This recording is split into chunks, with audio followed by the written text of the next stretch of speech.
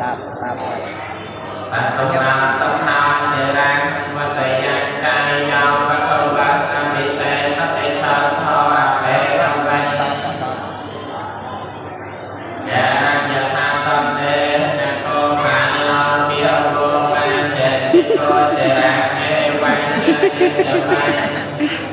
tại chế tê ban nên năng tiền là tiền kia đi cao tư nào trần sang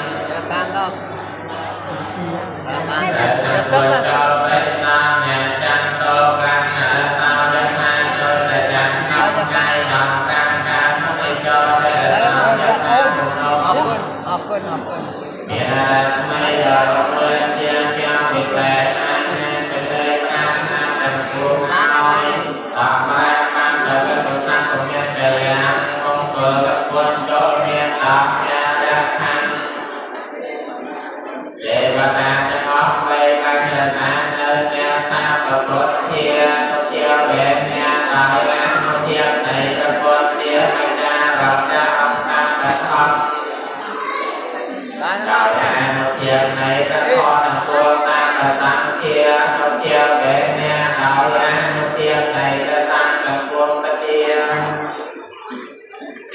để mai cho miền non nhà ở sang so cao so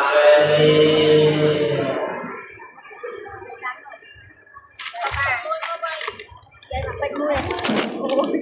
đây chúng ta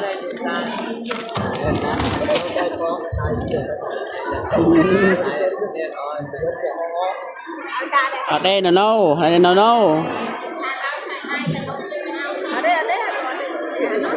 đây